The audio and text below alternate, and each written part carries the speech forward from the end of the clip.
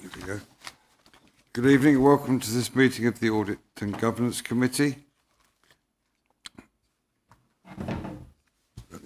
Please note this meeting is being live streamed, and in the event of any technical difficulties, the meeting will be recorded and uploaded after it concludes, making it available for viewing the following day. Agenda item 1, apologies for absence. Members, we've received apologies from Councillor Benson and Councillor Edwards. Are there any others? I've got also Councillor Lamans. Just thank you. Apologies have been received from Sue Brooke. Sue Brooke. Yeah. Thank you. Agenda item 2, declarations of interest. Members, do you have any interest to declare? Agenda item 3, the minutes of the meeting held on the 25th of June 2025 agreed. Agreed.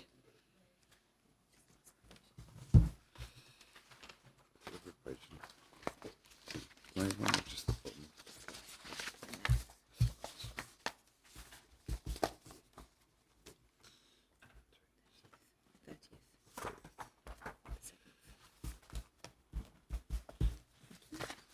Much.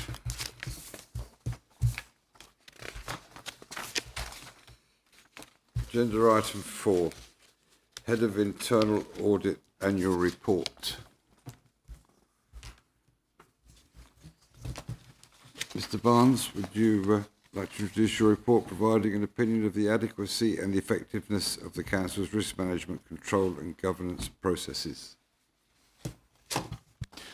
Thank you, Chair. This is my report which does exactly what you've just said in respect of the 24-25 financial year and my conclusion thereon. In turn, this assists the committee with providing its own view on those arrangements and ensuring that these have been appropriately reflected in the Council's annual governance statement that is reported and published as part of the Council's financial statements for the year and is on the agenda later this evening. So particularly my Head of Internal Audit opinion is shown from paragraph 4.8 of the report, and my opinion concludes that improvements are still required in respect of our governance arrangements and our utilisation of risk management, particularly that being consistently embedded across the organisation. It reflects that there have been and will continue to be significant challenges faced by the Council, largely as a result of external factors, and during a period where there is more change in the way that the Council works, including preparations for local government reorganisation that is currently utilising much senior officer capacity in the Council, as well as an implementation period for the service reviews that have been undertaken as part of the transformation programme. These are underway, and the resultant impact on the way that the Council works that will arise from that should deliver future improvements as we move forward. The issues that I've highlighted are recognised by management, and work is being undertaken to address these, as is reflected in the annual governance statement action plan that you'll see later this evening. From paragraph 4.22 of the report, we provide a supporting commentary for that opinion, and this gives you a high-level summary of the results of the audit and other work that we've undertaken during the year, and it reflects on the arrangements for the organisation to manage itself under the heading Managing the Business, and in this section we considered risk management, the transformation programme, the budget and medium-term financial strategy setting, contract management, performance management, procurement, the ICT strategy, ICT utilisation, usage and skills, ICT projects and contracts, data governance, emergency planning and sickness absence management. So as you can see, we've done quite a lot of work covering the way the organisation is managing itself. We also look at how certain services are working, and we're addressing service delivery risks, and that's been reported under the corporate priorities in place for the year, as is reported from paragraph 4.61. So for under people, we looked at elements of the licensing service that you'll be talking about again on the next item. Under economy and growth, we looked at the Castle Point Place partnership that was in the early stages of its being set up, but it was being set up in an appropriate way. We also did work on the key financial system, or some of the key financial systems that manage the Council's finances and provide information to be reported in the financial statements, and those are reported from paragraph 4.67. And for this year, we focused on housing rent collection and arrears management, the general ledger and treasury management. Our follow-up work was focused on the implementation of recommendations from the waste service delivery, housing health and safety and fire safety reviews, where progress is now being made. A range of advice and support has also been provided to 3 key projects for the council, and these are shown at paragraph 4.79. And then section 5 of the report reflects on the status of the audit team and how we've complied with the professional expectations of us. So the idea of this is to demonstrate to the committee that it's appropriate for the committee to take assurance from our work and the head of internal audit opinion that's been provided to you. We also do a bit talk about the resources that we've got in place, and as I previously discussed with the committee, we are finding it tough to find suitable staff for the team. We have undertaken recruitment exercises during the year, and that has resulted in us finding a new audit apprentice and a new audit manager during the year. Unfortunately for me, but brilliant for her, our other audit manager has recently begun a period of maternity leave, so I'm encountering a case of one in, one out for the management of the team. With these new appointees, it will take some time for them to become fully integrated into their roles, but we will work to gel as a team so that we can continue to provide an effective service to the council. So in respect of the year, the team completed 80% of the planned audit work, which provides a solid base of evidence with which I can then form the head of internal audit opinion. The current status of each piece of work in the audit plan is shown at Appendix 2 to the report. That's all I really wanted to say for now, Chair, and happy to try to answer any questions members may have. Members, do you have any questions? Councillor Bredding. Thank you. I note from your report that in a number of areas there's quite a lot of inconsistencies being highlighted through implementation of various work. For example, we talked about some of your general ledger, the staffing, performance management. There's quite a lot of inconsistencies going on. Do we know whether they're going to be addressed fairly quickly or what the reasons for those inconsistencies are? I think we do. There is inconsistencies in terms of delivery across different services, and that's something that senior management are working to tackle. So we've got a consistent kind of base and approach to addressing our governance arrangements, and those are implemented consistently throughout the different bits of the council. So I think if we can bring everyone up to the level of the best, then we'll be in a much stronger position as an organisation. Yeah, carry on. Thank you. Do we know what work has been undertaken to improve the situation with regard to these inconsistencies? So all of the services undertook service reviews at the latter part and the early stage of this, during the end of 24-25, and part of that will have been how they're going to address the compliance with the overall organisation expectations of them. So those service reviews have got action plans and timelines associated with them, so that should assist in terms of bringing everyone up. Paula. Thank you very much, Chair. Andrew, thank you very much for your detailed audit opinion. I think this is very comprehensive. With the exception of some areas where policies and procedures and controls need to be either updated or put into place, I get the feel that generally your work has identified that systems and processes are in place that mitigate the risk or to minimise risk, and that really the key issue, as my colleague has mentioned, is more around compliance and consistency in application. Is that correct? I think that's a reasonable summation. Yes, in general, the services do know what they're trying to do, and they know how they should be doing it. There's probably a capacity issue in terms of getting everything done that needs to be done. But I think if we can get a consistent level across the organisation, that would put us much better placed. Thank you, Chair. If you do a follow up on that. Your corporate governance, I might not have got the wording right, but your corporate governance group, are they picking up on the themes of inconsistency and trying to get underneath the reasons for that, rather than sort of, it's all very well saying everybody needs to do this, but if there are inconsistencies in terms of application, are we getting underneath the reasons for that? Is it because that the process doesn't work for people, or is it that there are other reasons why they're unable to comply? Yeah, I think that's an interesting question. So we do sit and kind of compare and contrast what's going on within different services and how they're addressing the key corporate governance processes. Probably, I'm not convinced that we probably do a real detailed root cause analysis, which might actually be a worthwhile thing for us to sit and think about in terms of what's actually driving some of those inconsistencies, because then that will give us a base from which we can move forward potentially. So we'll have a think about that. Yeah. Councillor Dearson. Thank you, Chair. There's management actions in response to the audit report. Are they part of this first piece that we're talking about, and not the second bit, item 6, yeah? We're on item 5 at the moment. Yeah, they're on item 5, yes? This is item 5, yes. Yeah.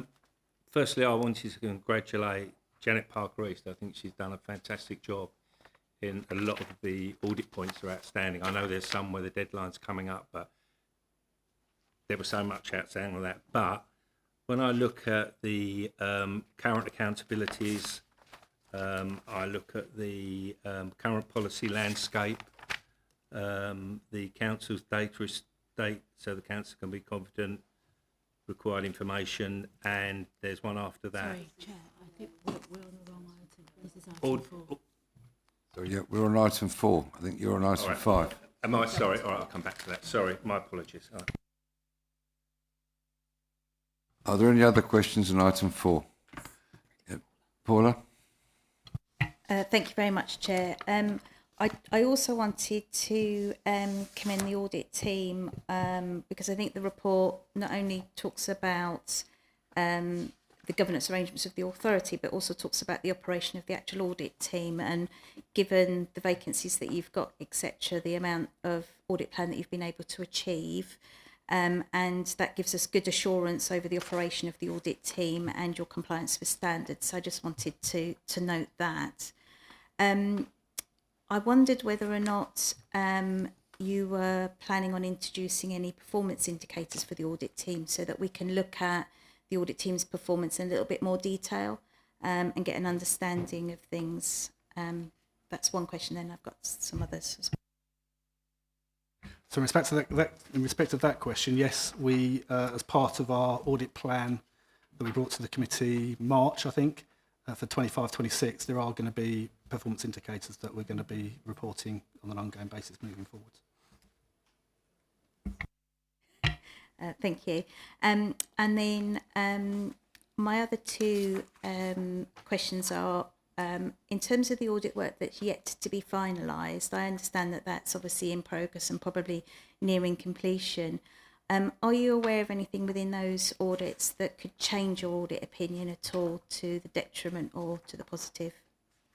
There's nothing of significance that would amend my opinion coming forward up to date.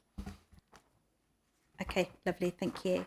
And then, so my final question is, from your engagement with managers, do you feel confident that they have accepted your findings and that they're willing to commit to the recommendations that have been agreed? Yeah, I think the focus that the committee is putting on the recommendations moving forward is starting to have some influence there. So we are now getting some really good discussions in terms of whether the recommendations are suitable, are realistic, are deliverable, so that we can come to a really refined position where it's suitable for the services to make the improvements that are agreed. So having had those discussions, then yes, they are committed. And I think as the next item will probably show there's progress is being made and people are working on what they need to work on.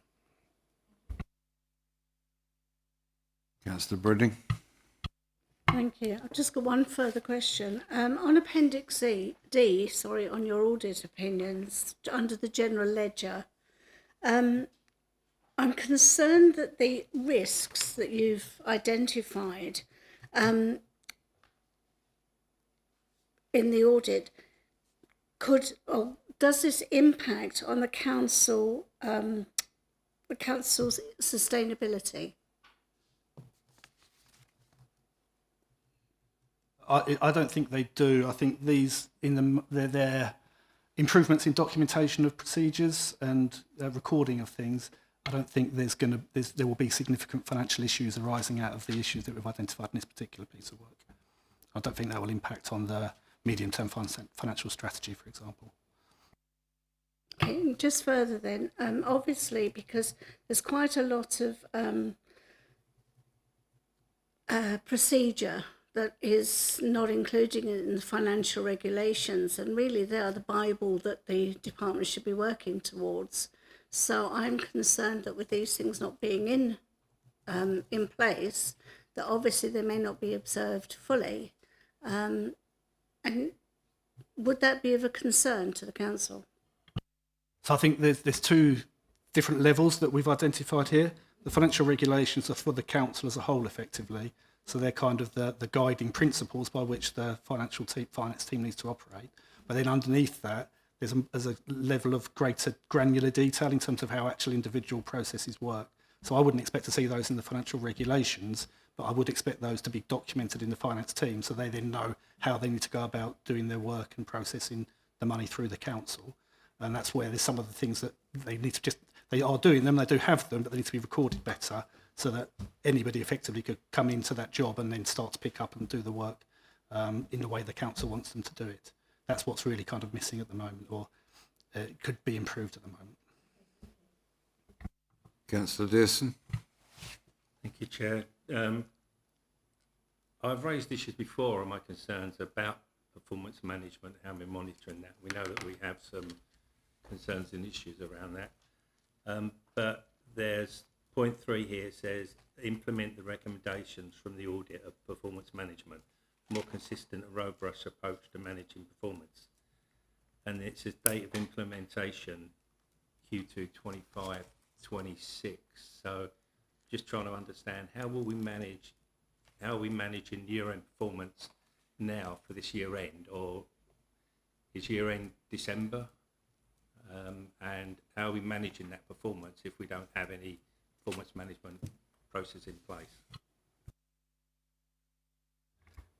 Can you explain what you're looking at, Councillor Dearson, please? Isn't it more consistent and robust approach to managing performance, governance, process, performance management? Which page are you on, please? Page 29.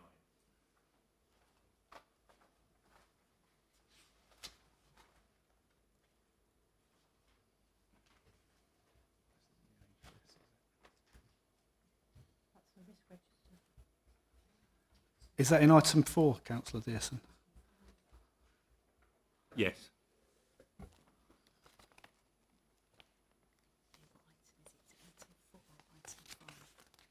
Still item 4, I believe. Got yourself in a mess, am I, tonight? Am I? Oh, I'm making a mess of this tonight. You're on the AGS. Right, It's a okay. different.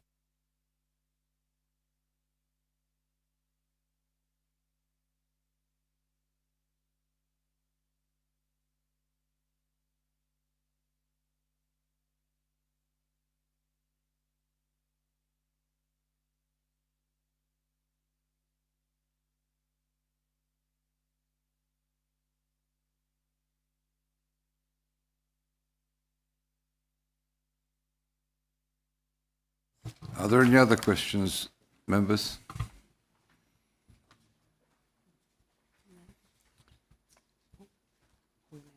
Sorry, just to let you know, Chair, I think my colleague's pack is a little bit out of sync. So he's got the AGS down as item number 4 in the pack that's been printed for him.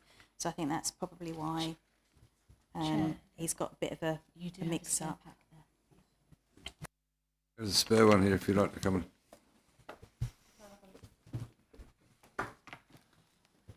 Nick, that's the one you gave me. Just give him the draft one. That'll be better there, won't it? That's the one you gave me. So this was the head of internal audits. Right, okay. Okay. So that's item number 4. Right, okay, fine. Right. That's completely different to what I've been given there. Right, let's have a look. Are there any further questions on agenda item number 4?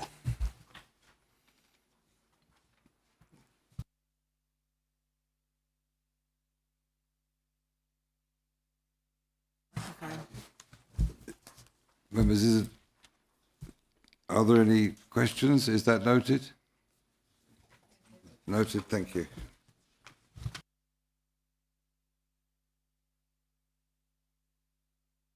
Agenda item 5, internal audit recommendations and agreed management actions, implementation update including audits providing minimal assurance. Mr. Barnes, would you introduce your report, please? Thank you, Chair. So this is the second time we brought this particular report to the committee, and we've evolved it slightly based on feedback that was provided last time.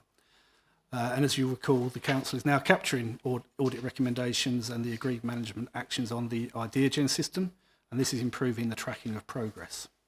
This system has functionality to provide reminders to responsible officers as milestones approach, which will help to keep implementation of the recommendations at the forefront of people's minds. To facilitate this particular report, management have been asked to make sure the system is updated, so they've got the latest current position on the recommendations. And from the information that's recorded in the system, we've been able to distill that into the status update captured as Appendix 1. This shows that progress has been made on the implementation of the majority of recommendations, although obviously we prefer if there were more that were fully implemented at this stage. We will bring this report to the committee periodically, so over time the committee can track delivery and be assured that the Council is delivering the actions in response to recommendations that have been agreed. The report also contains updates from the teams responsible for licensing at Appendix 2 and data governance at Appendix 3, and the assistant directors responsible for those teams, Jeanette Parker-Rees and Angela Law, are here to discuss those appendices. Can I suggest, Chair, that if members have any questions on Appendix 1, they raise those now with me, and then Jeanette will speak to and answer questions about Appendix 2, and Angela will speak to and answer any questions about Appendix 3, if that's okay, Chair. Any questions on the first part of the... for Mr. Barnes?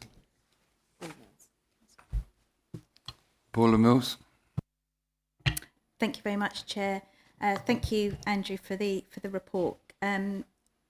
Couple of questions and a request, really. For the table on Appendix A, is it possible next to the detail of the audit that in future we can have the assurance rating as well, so that members can then focus their questions perhaps on those that are around the partial or limited assurance, rather than focusing time on those that are have got a good audit rating? That would be helpful. I appreciate that you've sort of said in your opening that there has been some positive improvement on the audit recommendations in moving forward, although I don't think this report necessarily paints a particularly good picture of audit recommendations being implemented, particularly as there are a number past their due dates, and I think even some of those have not even been started, so that does cause me some concern. I appreciate that. I think this is the first time this detailed report that I've seen this detailed report as such, and I think there are a couple of areas that I've got particular concerns over the progress in implementing the recommendations. I would like to see that there is significant improvement by the next time we see this report. And if we haven't seen significant improvement by the next time we see this report, I would like to ask those managers to come in and, again, like the guys that are here from licensing and data, the data audit, to actually give us a presentation around them. So the ones that really concern me at the moment are business continuity, contract management, cyber security management, partnership, rent collection and arrears, and waste services. Those are the ones that seem to have the most overdue, and ones that don't have audit recommendations that have started that are likely to be overdue. And then the others I'll keep an eye on. And again, if they end up not progressing as well, then I would raise concerns about those. But it's just a general comment, really. I don't think it would be fair for me to demand for management to come in against these at the moment. But if we can see if there's improvement, and if there's not, then perhaps maybe ask management to come and talk to us about those. Thank you. We'll reflect those messages back to the managers that aren't here, and you'll get an updated report later in the year. Councillor Dearson. Are the deliverable dates on action items forced on the business, or are those dates set by the business? They are agreed in discussion with the business. So we have a view as to how long we think things should take, but we do discuss that with the business, and those discussions are becoming more useful at the moment. But it's not imposed on people. It's a negotiation. Okay, brilliant. Are you confident that management are setting reasonable and achievable due dates? I think they are now. Yes. So why are so many audit recommendations overdue, and what is management doing about these? And I refer back to the fact that I think there's something like 175 items. Only 33% of those have been implemented in this financial year. 97 of those items have been on the due date. 68 have not been started, so that's 39% of your audit actions haven't been started. And 67% of them audit items are not yet complete. So I'm not as confident as you may be, and I'm just wondering if the business, and I'm trying to be helpful by saying there's a lot going on in the organisations. We've got, all the changes in devolution, everything else going on. Is management setting dates because they want to look like look at me, I've set these dates and I'm going to try and achieve them, when in fact they can't achieve them, and thereby giving us these the figures that are giving me great concern about how the officers are actioning the items that you're raising, or are they? Anyway, probably. So I think over the course of the year, that's changed partly because of the scrutiny the committee is now putting on this. People are recognising that and want to make sure they get it right going forwards. I think probably if you look at the list, there are a relatively small number of kind of particularly challenging areas where we're not getting the traction that we really want, and those are inflating the numbers that you're talking about, Councillor Dearson. But some of those, the audits, like for example, the partnership audit is very old, and we're not getting the traction really in terms of how we're going to address that as an organisation. So the particularly high numbers of the beyond due dates, we'll make sure we focus on those and work out what is the best arrangement to go, the best response to those going forwards, because some of them are probably out of date now. So it probably does require a bit of a refresh in terms of what the actual recommendations are and what the organisation is going to do moving forward. But I think from now going onwards, the due dates are being much more considered by management to make sure they can deliver them, so that when we bring this report back in the future, then you should see a trajectory of improvement. Sorry, Chair. Just another question then. How does the CEO propose to get the assurances that management are addressing those concerns?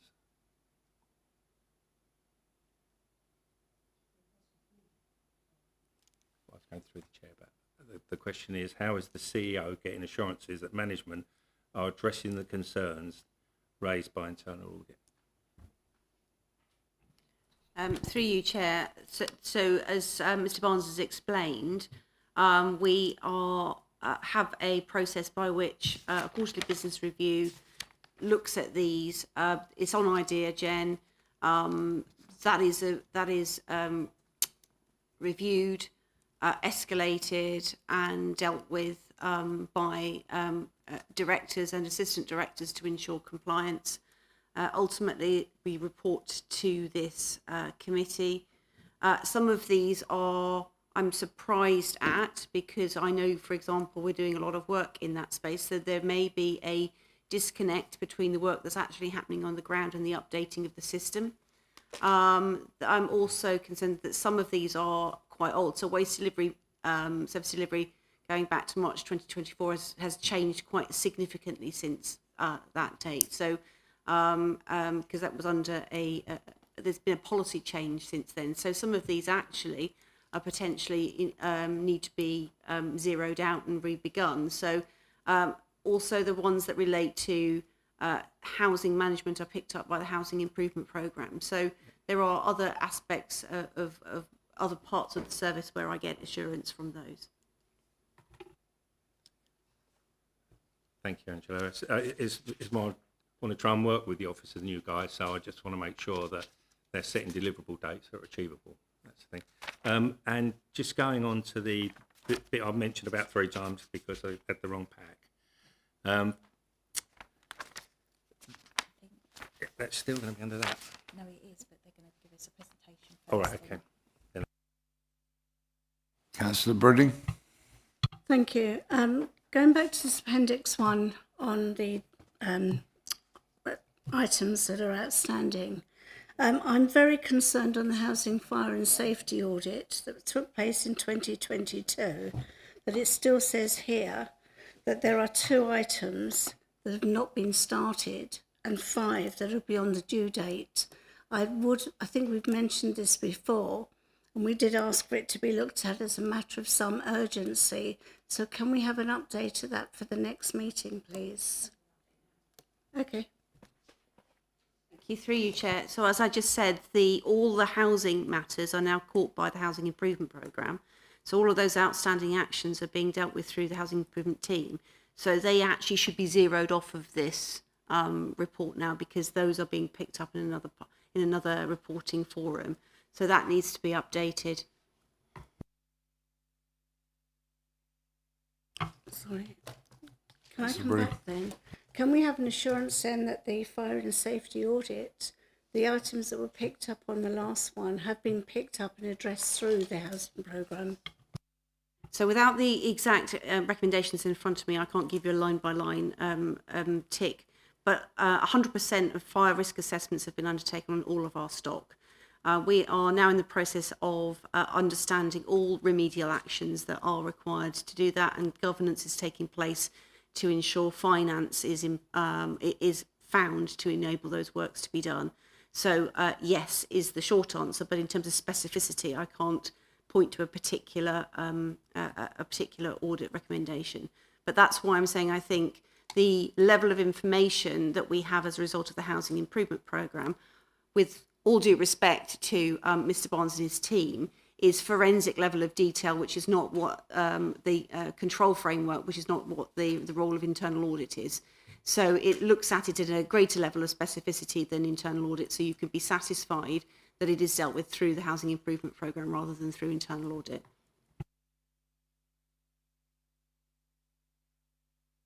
Any further questions for Mr. Barnes before we move on?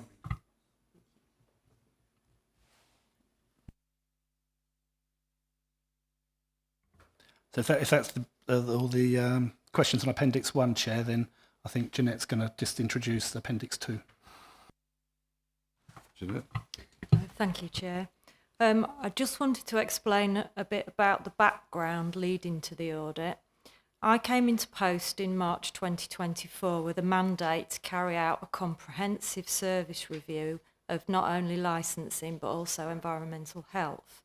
And only a month later, I had the initial audit scoping meeting in April 24.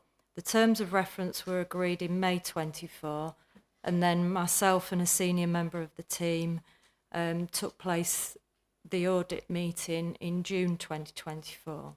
In undertaking my service review, I had already identified a number of areas which needed improvement in the licensing service, and that there was a minimal assurance. The staff were working very hard, but it became apparent that there were gaps in the team's capability to manage and improve the service. By the beginning of December, I had interviewed and offered the position to a capable and experienced licensing manager and prepared a list of the improvements I felt were needed. In March 2025, I received the draft audit report, and it was also the start of working with the new licensing manager. The final report for the audit was published in April 2025 and confirmed the list of improvements I had identified as necessary. The audit gave us a minimal assurance and identified 13 recommendations with timescales that were discussed and agreed with the audit team. As you will see in Appendix 1 and Appendix 2, 6 of the recommendations timescales have arrived, and those recommendations have been completed. Since this report was written, a further 1 recommendation has been completed, giving a total of 7 completed by the due dates. And then there is a further 6 where we are still working towards the timescale given by audit. and they are well in progress, and there are notes in the IdeaGen system to explain where we are with that progress. I or Stephen Greener, the licensing manager, will be happy to answer any questions you have regarding the audit and its recommendations. Thank you, Chair. Thank you, Jeanette. Members, are there any questions for Jeanette? Thank you very much, Chair. Thank you very much for your report and also for the background information, because I think that's really helpful to put the audit into perspective. I am pleased to see that all actions that were due to be implemented by management are considered now to be implemented in terms of their due dates. So there are no open recs that are past their due date. And obviously I appreciate July's only ends tomorrow, but I'm assuming that those that are dated for July there's no issues with those, and they'll be implemented or signed off by the end of the month. My question really is, do you have any concerns about addressing any of the other recommendations and timescales that you have? Or do you foresee any particular issues or concerns in finalising those ones? I know you said they're all in progress, so that's really pleasing to hear. Thank you. Yeah, thank you, Chair. I don't see any issues. We're actually also going through the process at the moment of advertising for additional staff. We've already had 3 interviews this week, and we've got 2 more tomorrow for a new licensing officer post. We've also done an internal development for a member of staff who has already done quite a bit of the training and will be developed into a licensing officer role. So then we'll be going out for a support officer role. And we've purchased and have in place a computer system, because we didn't have a computer system. We were still working on a combination of spreadsheets, paper files and such like, and there's an action plan in place for getting all that sorted out, so everything's computerised, and it also allows us to capture a lot of the KPI information that we were having to do manually previously. So I think, I firmly believe that all these targets will be met, and we hope to go on and sort of make further improvements, not in the recommendations, in the audit as well. I don't know if my licensing manager has anything to add to that. Thank you. As it's been mentioned already, I came into post in March, and actually the audit really helped me, because it actually identified the weaknesses in the service, what I needed to work on to get the improvement. So I've been working really closely with the team to make sure that we have everything in place, look at what we need to improve on. And like I say, that was a really good framework for me to use to identify what the weaknesses were. As you say, we agreed the timescales. I was able to actually have a look before the final report was published. So there was some that I asked to be pushed back to give me a little bit more time. Bear in mind, I've come in only from March. It's a hit the ground running sort of thing. But like I say, it's been really, really helpful with having this and having the system that I can upload information. Like I say, some say that it's not yet completed, but you can see there the progress of what we're working on to get to that final sort of stage.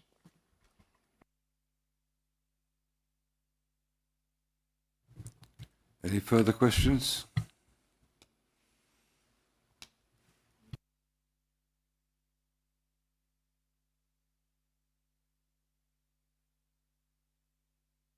Sorry, back to you, Mr. Barnes, sorry. I was just going to invite Angela Law to present the Appendix 3. Thank you, members. Similar to Jeanette, I came into post around, in February 2024.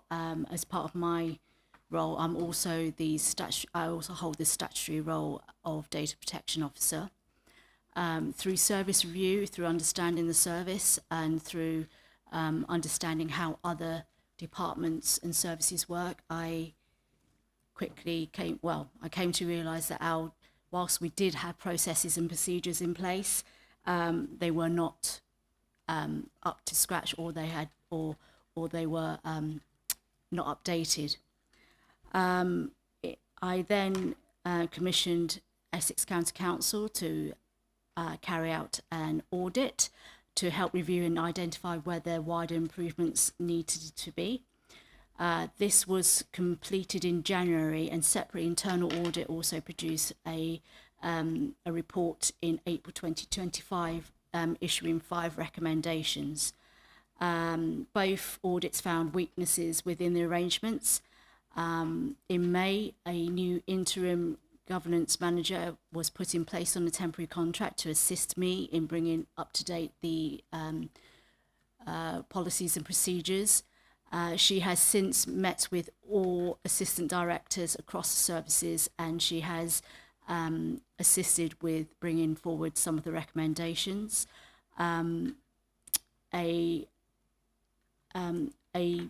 I think it was recommendation 5 has now been fully implemented, and that was a quick win recognised by Essex County Council with regards to up-to-date training. Members, I'm happy to take any other questions.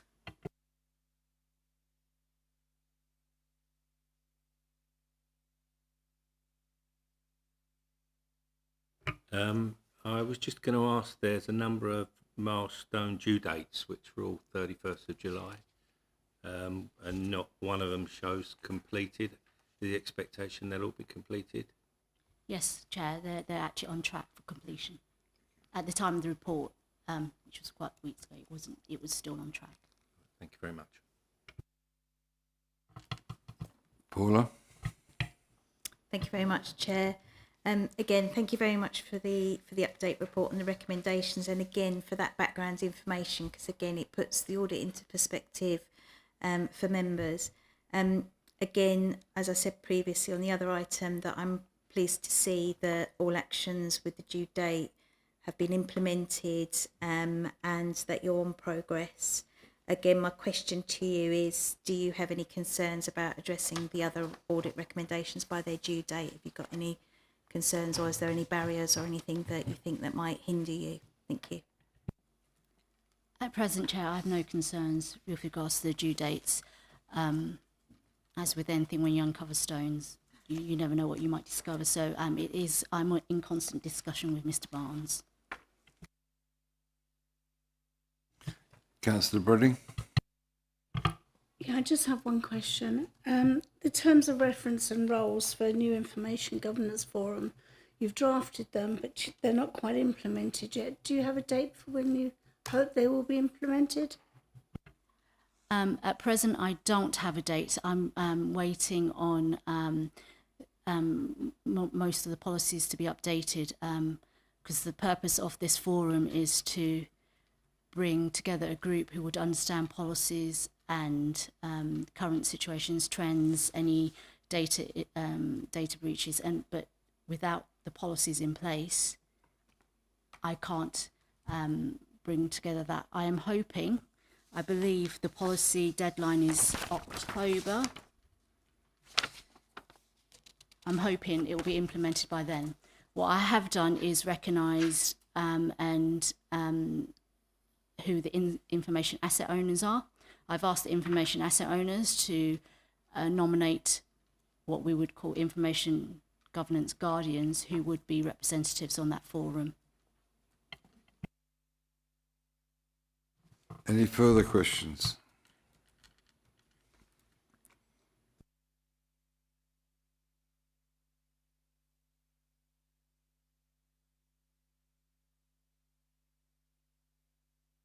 Agenda item 6, annual report on the Treasury Management Service and actual Prudential indicators 2024-25. Ms Cox, would you please introduce the report, providing the committee an annual update on the Council's Treasury activities? Thank you, Chair. So this report summarises the 24-25 outturn position for Treasury management against the indicators that will have been set before the 24-25 financial year. This shows that the interest receivable has decreased. This is reduced to Bank of Interest rates reducing, and also smaller balances available for us to invest. Our borrowing is also reduced, which has decreased the amount of interest payable. Please note that there is a typo error in Appendix 1 on page 5. It should be 764 as the total, giving a £75,000 variance. The level of borrowing that we have has been within the Prudential indicators for our operational borrowing limit, so there's been no issues with any of our indicators this year. Happy to take any questions. Thank you. Councillor Briding. Can I just ask that we reduce the acronyms used in these reports, because it does make it quite difficult for us to read them with any sort of speediness. Thank you.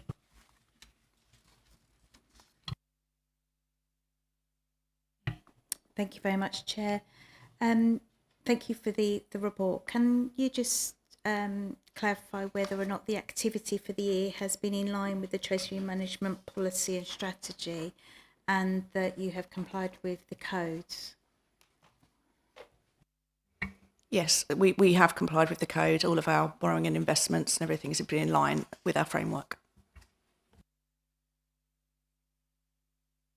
Carry on. Thank you. And then my other question relates back to the fact that you've had an internal audit recently where you were given a partial assurance rating following the audit. I wondered whether or not you could update us on how you're doing in terms of addressing those recommendations. This is something that I still need to look at further. We've obviously sort of just finished our final accounts, which has taken up a lot of our time. So that would be one of my next priorities, is to look at those and make sure they're embedded.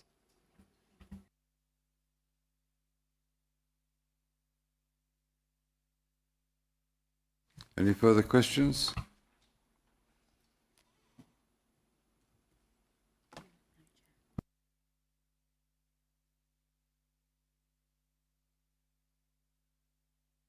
Is that noted?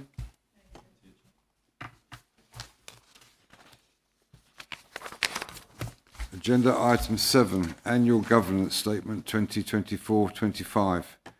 Mr. Brooke, would you please introduce your report on the Annual Governance Statement for 2024-25? Thank you, Chair, and good evening, councillors. So I'm going to be presenting the Annual Governance Statement for 24-25, and this is a statement looking back over the previous financial year, so that's the one that ended the 31st of March 2025. As set out in the introduction to this report, the covering report, the Council is required to report on the controls that it has in place and the effectiveness of these controls to ensure that the Council conducts its business in accordance with law, that public money is safeguarded and used economically, efficiently and effectively, and the Annual Governance Statement is the report that does this. The Council has delegated responsibility for this to the Audit and Governance Committee, which is why it's coming to you this evening. And just to flag that the Annual Governance Statement forms a part of the Council's financial statements. As you would have seen, because you've had the papers, it's a lengthy report, but an important one for the Council. I wanted to provide a little bit of context to the Annual Governance Statement, and for members who were on this committee at the same time last year, that they'll recall that I referenced phase 1 of the Council's transformation programme, which was called Transforming Together. And this specifically included a restructure at Tiers 2, so that's the director level of the Council, and Tiers 3, assistant director level of the organisation. And what I said last time, and I think it's still relevant here, is that what this did, it provided much needed increase in leadership capacity across the Council, but that capacity also helped to identify further issues and deficiencies in the key business processes, and I think these were reflected in the Annual Governance Statement for 23-24. Following the conclusion of Transforming Together, we then had what we're calling phase 1 of our transformation journey, which commenced in April 2024, so that would have been right at the beginning of the financial year, with each of the newly appointed assistant directors tasked with carrying out a service review, looking at every line of their service areas, developing and implementing what we're calling a new establishment model, so a new structure for Tiers 4, that's service managers and below. Through this service review, the organisations continue to uncover historic operating issues in the business and areas that have required significant improvement. And I think it's important to flag that the corporate core of the organisation, in particular, the service reviews in those areas identified instances where a lot of the basic functionality of those services was deficient, where fundamental business assurance safeguards had been eroded and elementary principles of good organisation management and operation were missing. So transformation, therefore, has been about rebuilding the organisation from the ground up, so shoring up the foundations of the organisation, but at the same time continuing to deliver and improve services as part of business as usual. I think it's worth flagging that the significance of this particular work has been reflected in the council's corporate plan. We have an ambition in there called Restoring Our Council to Good Health, and it's exactly about all the things that we're going to be presenting in the annual governance statement. Phase 2 of our transformation journey is something which launched in April 2025, so more recently, and that is called Fit for the Future and has 5 work streams in this programme, including customer service, digital transformation, performance management, project management, policies and strategies. And you'll recognise that some of those areas, some of those work streams are in fact key business processes which are reported in the annual governance statement. So what the latest transformation programme effectively is getting across is this continued narrative of wanting to deliver and improve services, but at the same time making sure that we keep on checking on the foundation blocks of good organisational governance and making sure that these are in place.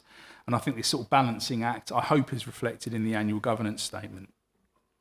I think in addition to that, it's worth flagging that the governance and business processes are also subject to audit on a risk basis. We've already had a report earlier on this evening around some of the audits that are done by internal audit. And we had a colleague, Miss Law, who mentioned the information governance audit that was carried out from Essex County Council. So we have further assurance from audits that are taking place. And as a result of these audits, it has actually flagged some additional issues which would have been brought to your attention in the monitoring reports, but are just for absolute clarity here around health and safety, which resulted in a downgrading of our assessment from last year to this year from satisfactory to partial assurance, information governance from partial to minimal assurance, and data quality from satisfactory to partial assurance. So just to flag those there. I think the summary part of the report, so this is in 5.7 of the covering report, is our assessments across all of the business processes. It's designed to be in an accessible format so that you can see exactly how these assessments have been undertaken. We have 2 columns, as we did last year, which was the assessment for 23-24 and then the assessment for 24-25. But we've also included a couple of additional columns on the right-hand side of that table, which are indicating a direction of travel. And that may be a direction of travel between the ratings, but it's also a direction of travel within the ratings where the assessment hasn't changed from last year to this year. And the reason for that is really, I think, just important to reflect the fact that whilst the improvements may not have been sufficient to, let's say, move a particular business process from partial through to satisfactory assurance, there has been nevertheless improvements in those particular business processes. And I think without these additional columns, I think that probably would have been lost. In terms of the actual report itself, it provides all the details behind the reasons why we have come to these particular assessments. And then the part of the actual appendix that I think is probably worth concentrating on, if you've not seen already, is around paragraph 4.107, which is the action plan which has been put in place and proposed in order to address the deficiencies in the governance that have been identified as part of the annual governance statement. So thank you for allowing me that fairly lengthy introduction, but I think the context of this is quite important to get across to the committee. I'm happy to take any questions there may be, Chair, from the committee. Thank you. Members, do you have any questions?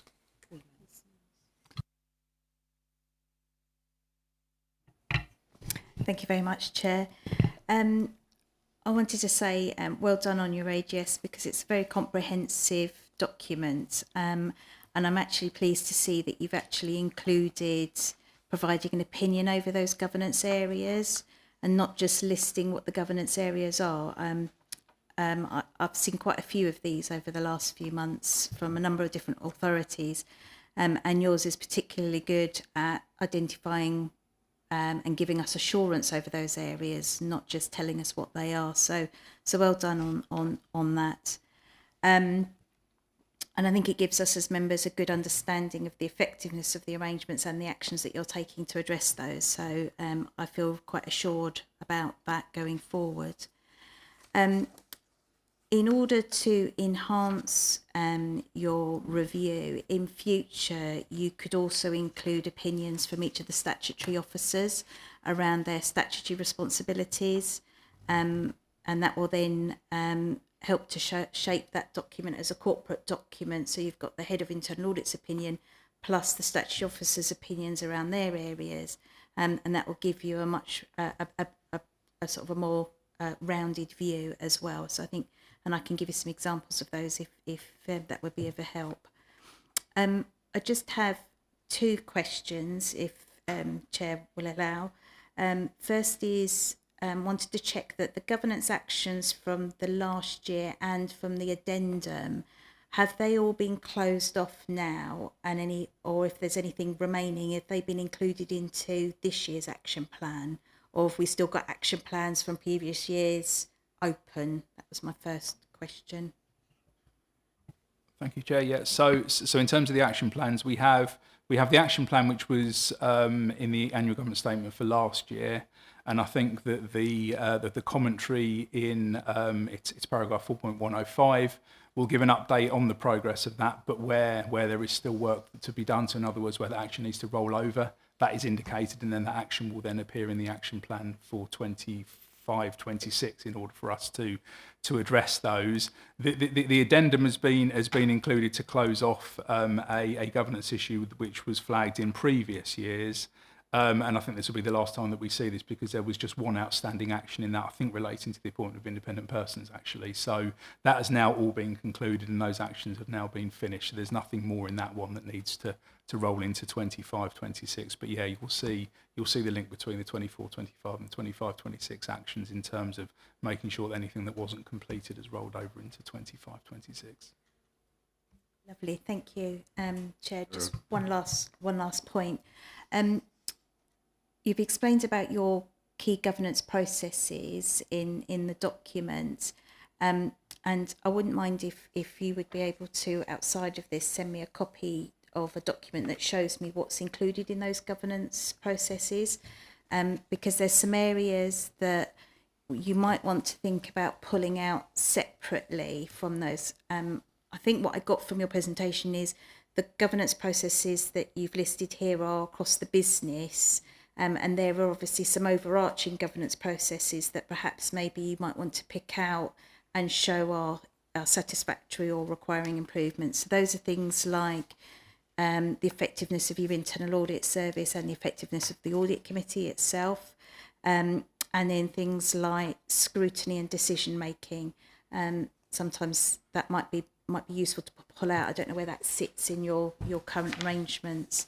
And obviously partnership governance or shared services, if you have any, you might want to make a comment on those as well. So it's just some areas that you might want to think about for future. Happy to meet out offline and discuss if that would be helpful. Right. Yeah. Thanks very much for that comment there, and absolutely, I'll send you the document that we use in order that sort of fleshes out what these key business processes are and what people are expected to do on those. I think there's some areas that you flagged that probably I think we do need to include, and thank you for the suggestion around the addition of opinions from the statutory officers as well. That's something for our annual governance statement next year we will take into account. If you've got any examples of that elsewhere, that would be most welcomed. Thank you. Any further questions, members?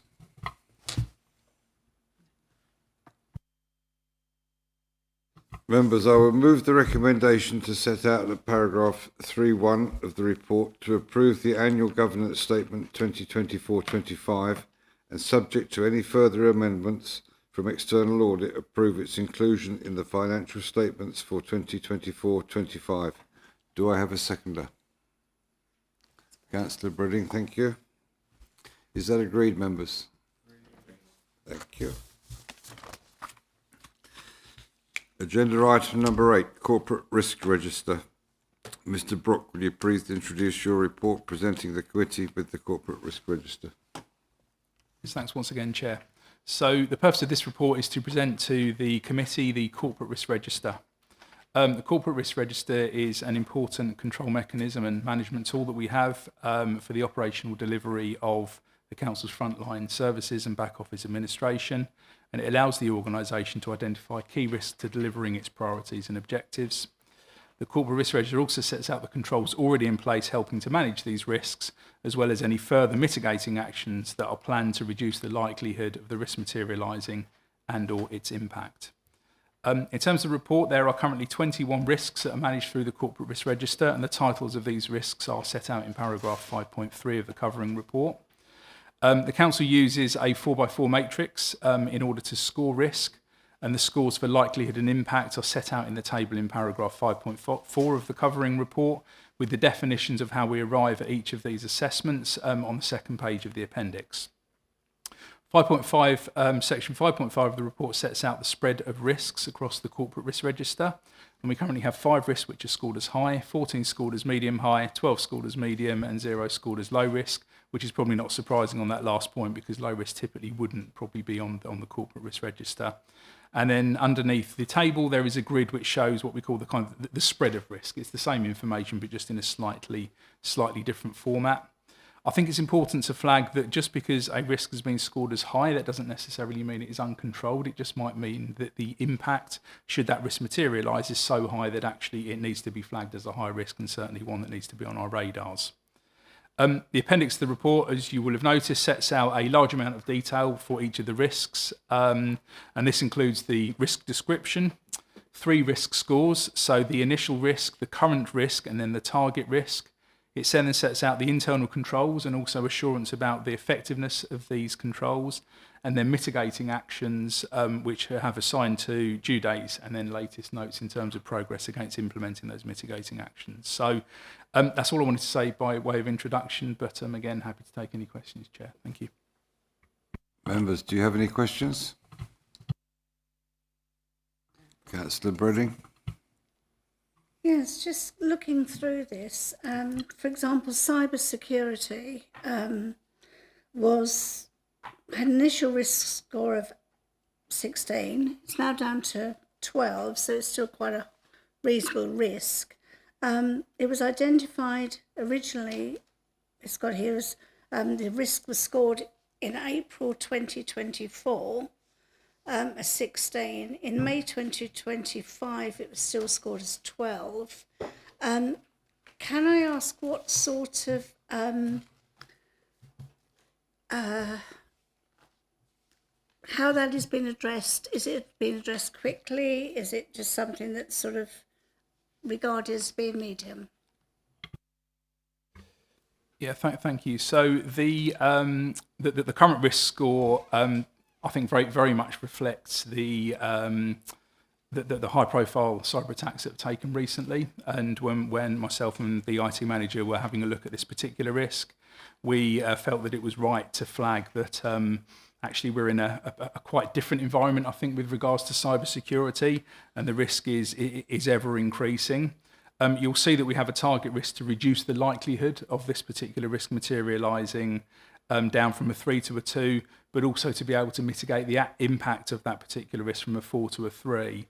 And this is where it's good that these reports have all been brought together, because you would have had the annual governance statement as one point of a triangle, as I've described it, the risk register as another point of the triangle, and then we have the updated report from Mr. Barnes in terms of the audit actions and the progress of those audit actions. The main action to mitigate this particular risk was around the writing and adoption of a cybersecurity incident response plan. So in other words, what would the council do were there a cyber attack, and do we have all of the mechanisms in place? I think, like is the case in some other areas, we have people who know what they're doing. We have good contractual relationships with our IT supplier. However, the absence of having a written document down, in other words, for people to follow should something happen, was a risk, and one which has been addressed.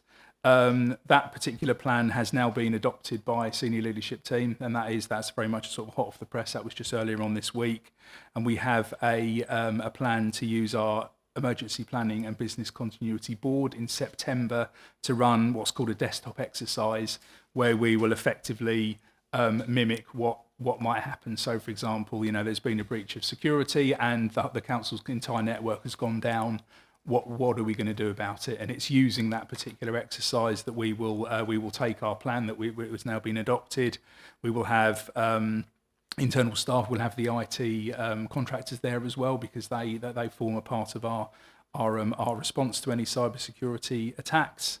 And we will then go through the plan, make sure that it works. Inevitably, there will be some improvements and refinements to that plan that we need to make. And then the plan is that every quarter we will do one of these particular desktop exercises using the National Cybersecurity Centre's desktop exercise. I think they're called exercise in the box is what they call them. So yeah, that is the plan on that. So you're right to flag that particular one. It is a risk to the council, but it's one that I think we have good controls in place in terms of the systems and the software that we have, which is monitoring, activity on our servers all the time. But the real sort of last bit of this particular jigsaw was to get this cybersecurity incident response plan in place and then test it. So the plan is in place. The testing is going to be there later on in the year. Thank you. Paula Mills. Thank you, Chair. I want to just say that it's, again, a very comprehensive report around the Council's corporate risks. I think this is something that the committee has asked for a little while. So it's great that this has come forward. Again, I think it provides a good overview of how these are being managed and the issues that the Council is facing in actually trying to manage these risks. I very much like the focus around controls and their effectiveness, because quite often authorities talk about the scores of a risk and looking at that in great detail, but actually the important thing is whether or not the controls that we think are in place are actually in place and are working effectively, and therefore managing that risk as we hoped. I've just got sort of 3 questions. If I give you all 3 and then perhaps you can answer them in one, because they are quite short. The first one is, how often is the corporate risks, how often do we review the corporate risks? Is that quarterly? Is it monthly? Is it every 6 months? And an update provided. On your report, who provides the assurance comments around the internal controls and the effectiveness rating? And again, how often are they reviewed and updated? And then my last point is around the public health infrastructure risk. I think there's a lot of overdue actions, and there's no effectiveness opinion or for the controls. So I think that one probably needs a little bit of work doing to it. If maybe you could update us on that one as well, that'd be great. Thank you. Great, thank you. So in terms of how often is it reviewed, I mean, people should, when a risk materially changes, go in there and update it as and when. However, it needs to be reviewed and updated at least quarterly. We have a meeting called Quarterly Business Review, which is of the assistant directors. And the assistant directors will go through the corporate risk register. They will look at the mitigating actions, have a discussion around any of those risks, particularly where perhaps those risk scores have changed. Following the quarterly business review, the results of that and any escalations would then go into the senior leadership team. So it's very much a quarterly update. In terms of the assurance comments and the effectiveness rating, that would come from the risk owner. So typically, I think for our risks, that would normally be either the chief executive or director level of the organisation. We do have a couple which have been assigned to assistant director level, but they are the people who will be providing that particular comment on the effectiveness and their view on the effectiveness of that. In terms of the public health infrastructure risk, I'm not really in a position, I don't think myself, to give an update on that particular one, but I think noted your view on that one, particularly needing a little bit of work on there. And I'll make sure that I liaise with the risk owner on that particular one so that we get an update on the actions and on the assurances as well on that. But yeah, thanks for flagging. Councillor Dearson.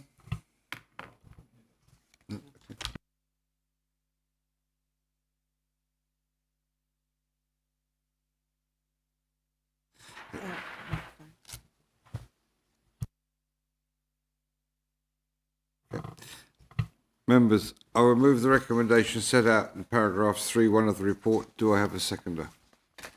Councillor Dearson, thank you. Members, is that noted? Thank you. Agenda item 9, work plan. Members, the work plan has been circulated. Has that been noted? Noted. A couple of questions. Hello, yes. I raised with you earlier this, I can find it now, for some reason it's decided to elude me. that we have down for this month the Audit and Governance Committee annual report, which I'm not aware of what that is.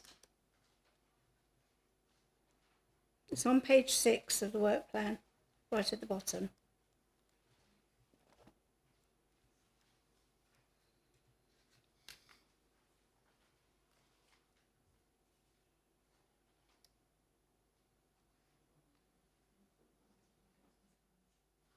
Mr. Barnes, please. So that report is something that I'd like to introduce in respect of summing up the work that the committee's undertaken during the course of the year, so that then the committee can kind of demonstrate to council that it's fulfilled its terms of reference and that the recommendations coming from the committee to adopt the annual governance statement and the financial statements are grounded in suitable evidence, so that the council as a whole can see that.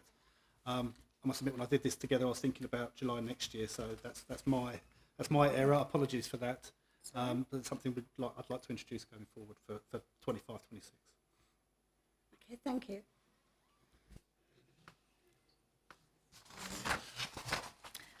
Thank you, Chair. Just a couple of comments. Just on that last question, are we planning to do an effectiveness review as well in order to report the effectiveness into that annual report? Yeah, that should sort of form part of the kind of underpinning evidence that supports what goes into that report, yes. Okay, lovely, thank you. I just wanted to say thank you for producing the work programme item. I think this is something that I asked for, and it's really helpful having the terms of reference of the committee and then what items are coming in relation to that. I think that's really, really helpful, and actually it's something that I'm going to recommend to some of the other committees that I sit on, because that shows the committee and gives us confidence that we're getting the items that we need to get in order to provide an opinion at the end of the year, so that's really good. Just one suggestion going forward. I was on some training for audit committee members a couple of weeks ago, run by the LGA, and they were recommending that audit committees shouldn't really receive any items for just noting, because we're actually receiving assurances or not receiving assurances that are provided in those reports, and that perhaps recommendations could be worded such that the audit committee receives the assurances from internal audit that blah blah blah blah, and then we can as a committee accept that, rather than just noting reports. It has more, I think it has more influence and it has more gravitas to our then annual report, because we can then say what we have accepted going forward. Just a suggestion. Thank you. Very good. Any further questions? Noted. Members, that concludes the business for this meeting. The meeting is closed at 8:15. Thank you all for attending.